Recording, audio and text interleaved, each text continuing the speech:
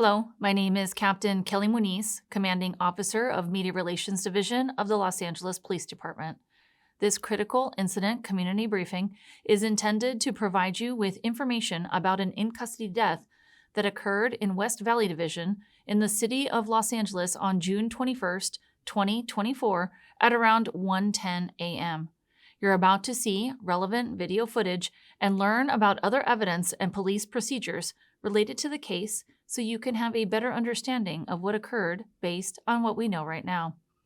The LAPD conducts very thorough use of force investigations, which typically require investigators to interview multiple witnesses, view numerous hours of video footage, and analyze a significant amount of forensic evidence. We are still at the very early stages of this investigation, which can often take up to a year to complete, and our understanding of this incident may change as this additional evidence is collected, analyzed, and reviewed. We also do not draw any conclusions about whether the officers acted consistent with our policies and the law until all the facts are known and the investigation is complete. A word of caution: the images and information you're about to see may be disturbing. When a police officer uses force to arrest a suspect or defend against an attack, it can be graphic and difficult to watch. In addition, there may be strong language used by those shown in the video. Viewer discretion is advised, especially for young children and sensitive viewers. On June 20th, 2024, at approximately 10:30 a.m., West Valley Division patrol officers responded to a radio call for a battery domestic violence in the 5700 block of Etiwanda Avenue. Here is the 911 call and corresponding radio broadcast. LA City 911, operator 267. Yes, hi, good morning. Could you guys send over a police? What do you need the police for? Domestic violence? It's going on right now? No, it happened last night and this morning, but I wasn't able to find my phone, so I was just able to get a phone now. What is it that happened? We started arguing, and he was hitting me and holding me down and Okay. put me on a chokehold. Did you need an ambulance? Or are you okay? No, I'm okay. He's not there anymore? He's gone?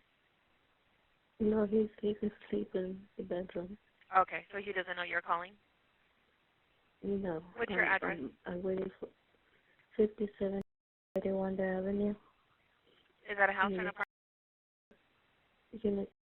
Okay. You said 57? Yes. On Etiwanda? Mm-hmm. Okay. To get into the building, do we need a code, or do we call you when we get there so you can come and let us in? If you guys go through the middle gate, if you guys can call me when you guys are up here to open the door, because if you're not, you might wake up and I don't know. Okay, so we have to go in through the middle gate?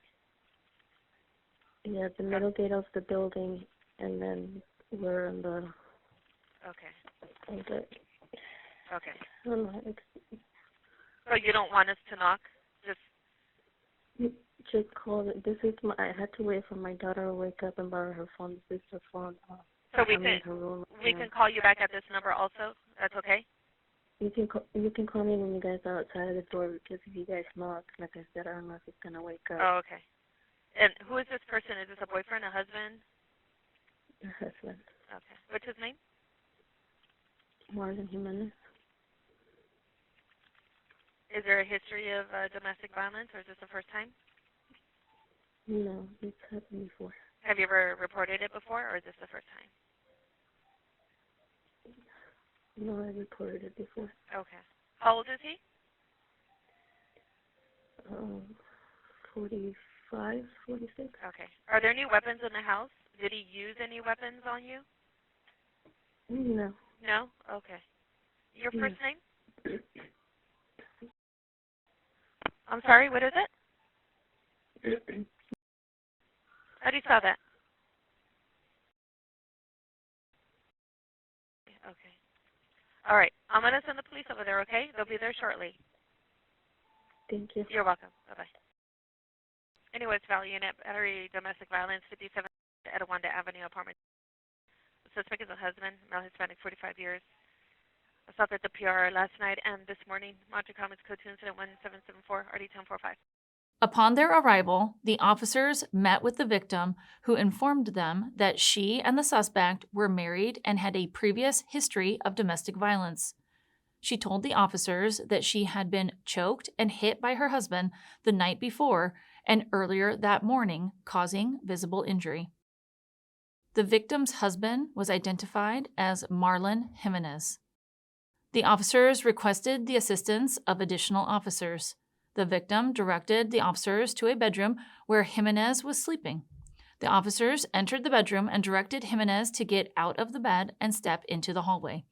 As Jimenez was stepping toward the bedroom door, one officer grabbed Jimenez's arm and escorted him into the hallway. The officers informed Jimenez he was being detained for a domestic violence investigation and was going to be placed in handcuffs. Once in the hallway, Jimenez pulled away from the officer and refused to comply with the officer's orders to turn around and place his hands behind his back. As additional officers arrived, Jimenez continued to stall and began to argue with the officers. He became increasingly more agitated when informed that he was being detained and handcuffed pending the completion of their investigation. The officers requested the assistance of a supervisor and continued to patiently explain the circumstances of their domestic violence investigation to Jimenez for over an hour and 20 minutes. However, he continued to not comply. Upon ordering Jimenez one final time to turn around and place his hands behind his back, Jimenez walked backwards away from the officers, placed his hands toward his rear waistband, and told the officers he was armed with a knife. As the officers repositioned themselves inside of the apartment, Jimenez ultimately barricaded himself inside of his bedroom. A portion of this incident was captured on the responding officer's body-worn video. Body-worn video cameras are used by most officers assigned to field duties. They are worn at chest level and capture a general perspective within line of sight from that angle. The angle of the camera prohibits viewers from seeing everything the officers saw and experienced. Upon activation, both audio and video will turn on. However, body-worn video cameras have a buffer of video without audio from the previous 2 minutes prior to activation. This feature is designed to capture incidents that occur suddenly where an officer doesn't immediately activate the camera. Here is body-worn video from the officers involved in this incident.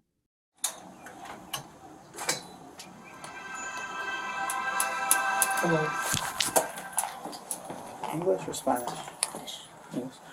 What's going on? Do you want to close the door and come outside? Okay.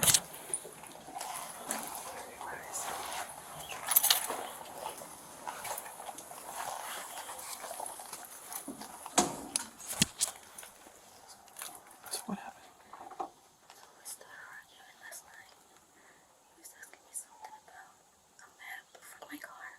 Like, what were you doing there? Where'd you go? I don't know. Where'd you go to that building? I don't know.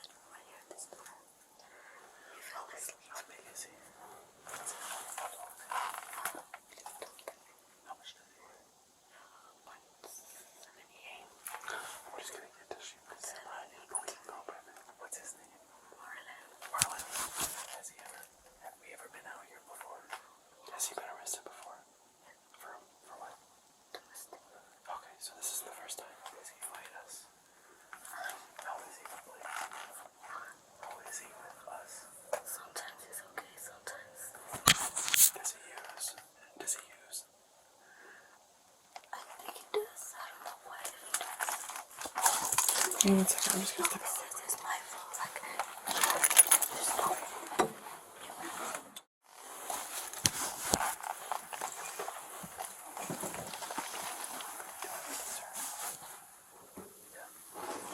What?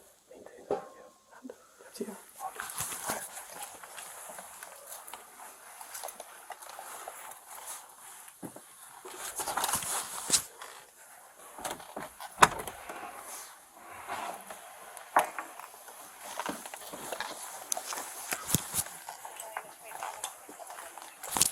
Marlon, Los Angeles Police Department, go ahead and stand up for me. Can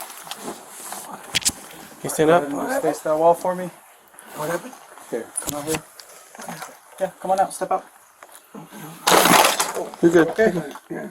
Alright. So here's what's gonna happen, okay? Oh, what? Hold on. So you're gonna be detained. Okay, hold on. Well, we're gonna explain everything. One Okay, second. so hold on. So why are you detaining me? Because we were told Okay. that there's domestic violence. There You're gonna be isn't. detained right now. There isn't. It's for an investigation. Okay, but there No, isn't. listen. No. You're not talking. We're gonna put you in cuffs. We're gonna finish our investigation. Everything pans out. You'll be released and we'll be out of your hair. But for our safety and for yours, we're gonna put you in cuffs. We're gonna do our investigation, and that's it. All right, so Okay. put on my shoes. We don't have to go outside. We can just hang out in here. All right, so We're gonna put We'll get you your shoes, all but right, we're so gonna. let me exercise my rights and don't break my rights, We're not breaking okay? rights. Because I'm calm. Yeah, we're Alright. not saying you're not. We're just telling you. We're just explaining to you what we're gonna do. And that's just what's gonna happen. Okay. Okay. All right. I don't need to be in cuffs. It's one incident, right? It's still the same incident because I'm still being attacked and harassed and intimidated in my own home So by that person right there, and I don't need you guys to assist her in doing so. okay. She's right now. This is domestic violence to me in my home. What happened last? What she's doing, manipulating the situation, lying to you, right? You guys coming at me with a predetermined fucking notion or whatever, when I'm telling you that I'm requesting a supervisor so that I know how it is that I can exercise my rights on fucking, this is what's going on, right? Yeah.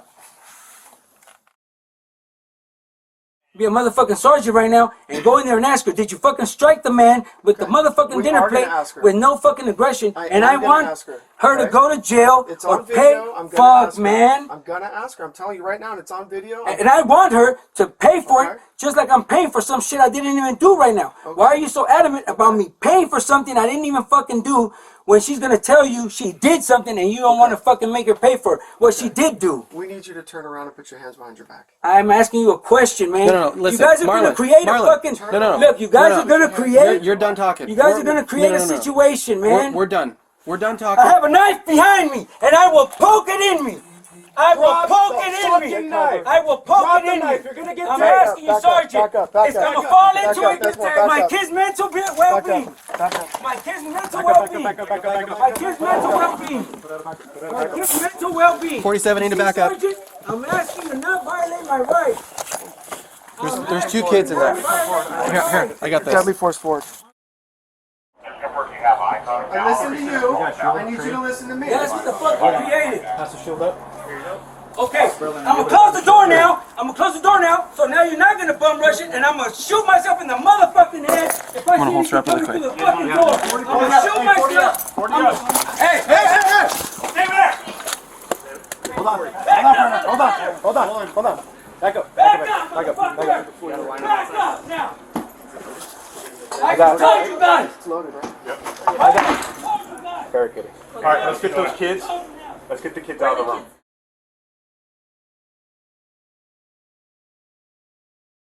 I'm gonna close the door now, so now you're not gonna bum rush it, and I'm gonna shoot myself in the motherfucking head if I see you coming through the fucking door. I'm gonna shoot myself. Hey! Hold on. Back up. Back up now! I told you guys! It's loaded, right? Yep. Barricaded. All right, let's get those kids. Let's get the kids out of the room. On the They're in the opposite next side. room. All right, side. go on through.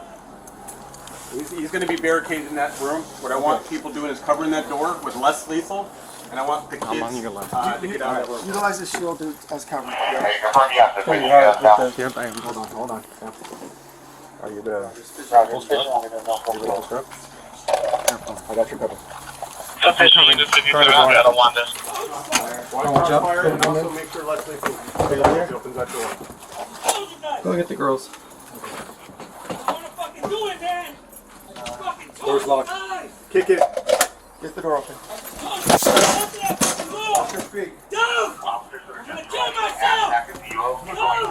We want you to be calm, sir. Calm down in there. Move forward with Leslie.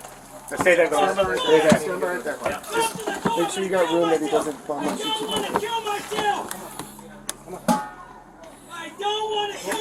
We don't want you to kill yourself either, sir. Just stay where you are, don't move. Ready? Make room. Go. I'm wrapping Go. Run. Go. Run. All the way out. That's it. Alright, I got your back. Can you go be with them? Let's redeploy back over here, guys.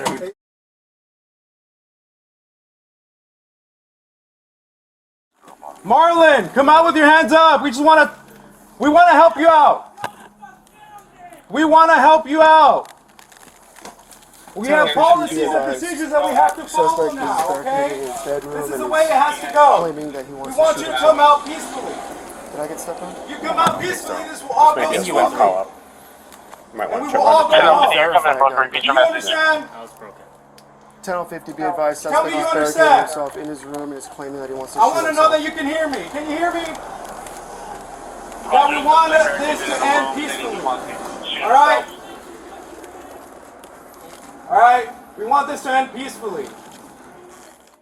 The officers then made contact with Jimenez via telephone, who remained agitated and informed officers he was now armed with a gun.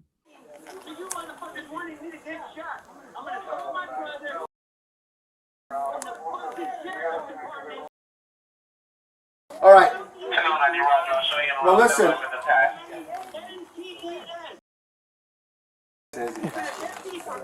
Yes, what? And that he's gonna fire a warning shot to let us know that he's real. Another unit at that location, 10-20 is available. If he does come out, then I'll grab taser and I'll be that. Alright? Listen. And then if we switch, then Distance to where we can still keep We eyes are on the not door. going to leave, okay? We just want Because if rounds come through that wall, we're going to be very susceptible. Let's try to get a little more distance. No, we're not. we're gonna start backing up, guys. Start backing up, guys. The officers then made contact with Jimenez via telephone, who remained agitated and informed officers he was now armed with a gun. Notifications were then made to Metropolitan Division Special Weapons and Tactics, also known as SWAT, who responded and began formulating a plan to resolve the situation. A crisis negotiation team established communication with Jimenez and continued working on de-escalating the situation. However, he continued to not comply with the repeated attempts to surrender. During the standoff, Jimenez fired multiple rounds with his handgun. The fired rounds did not strike anyone. SWAT officers then introduced ascending levels of chemical agents into the apartment over the next several hours to persuade Jimenez to come out of the apartment. However, he again continued to not comply. After several additional hours of continued failed attempts to gain Jimenez's voluntary compliance, SWAT officers made entry into the bedroom. Upon making entry into the apartment, SWAT officers discovered Jimenez face down on the floor underneath the bed with a ligature tied around his neck. The ligature was connected to the frame of the bed. SWAT officers discovered a loaded firearm next to Jimenez's hand. Here is body-worn video from additional officers involved in this incident. Are you talking with me being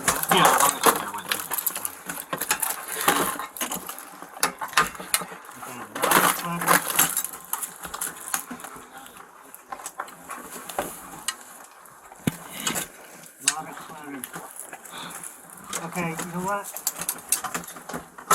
I see a body. You see what? I see maybe an arm and a tattoo. He's really trying to get under there now.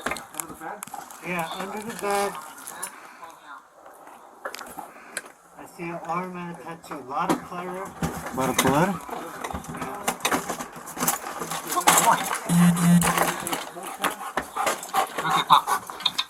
I don't think the full pan's gonna do anything. You just have to move some of this clutter. After discovering Jimenez underneath the bed, Los Angeles Fire Department personnel assigned to the Tactical Emergency Medical Support Unit, also known as TEMS, who were already at scene, entered the apartment and determined Jimenez was deceased. The TEMS unit is a group of highly trained and experienced paramedics who are embedded with law enforcement officers and capable of responding into active shooter incidents. Their goal is to be able to prevent or reduce the loss of life through rapid extraction and transportation during shooting incidents. I don't know. It looks like that's, yeah, maybe. No sounds, no change. Is he able to move his arm for a rigor at all or no? It's stiff. His arm is stiff. His whole body is stiff. Everything is stiff here.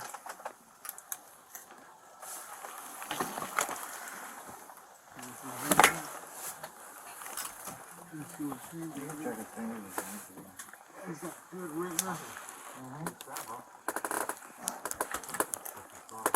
Trying to do individual pressure right now with no change. No visible trauma though, from what you can see. No visible trauma. You can see. But see, this thing is wrapped around his neck rather tight.